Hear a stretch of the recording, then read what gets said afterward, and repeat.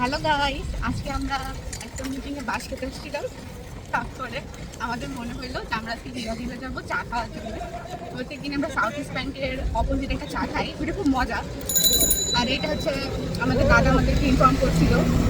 তো আজকে মনে হলো যে এইটা থেকে একটু ডিফারেন্টটা খাই। আর আপু ওদিক থেকে একটা আপুর কাজ আছে, ওইদিকে চলে যাবে। মানুষটা রোবটের মধ্যে বসে আছে, কিছু বলতেছে না। আর আমার মনে হইতেছে যে আস্তে আস্তে ট্রমা থেকে বের হতে হবে। আর এই বান্দাটা আমার জন্য খুব হেল্প করছে। সত্যি কথা বলতে আমি আমাদের কাছে অনেক শুক্রিয়া জানাই যে এইরকম কলিগ পাওয়া যায়। মাশাআল্লাহ, পাম দেওয়া লাগবে না, বলতেছি না। এর আগে আমার নেহা বেবি ছিল, আর এই যে এখন হচ্ছে সিতিয়া বছর। চা খাওয়ার সময় আল্লাহ হাফেজ জানাই দিব। টাটা টাটা বলেন। বেসিক্যালি আমরা এই চাটা খাওয়ার জন্য এখানে আসছি, আর আসার পরে অন্যান্য জিনিস খাবার খেয়ে ফেলতেছি। এবার বলেন চা কেমন? চা হচ্ছে ফাটাফাটি, ঢাকা শহরের বেস্ট চা। আমি লাইফে এরকম মজার চা খাই নাই। ঠিক আছে, আমি ওদের প্রমোশন চালাবো।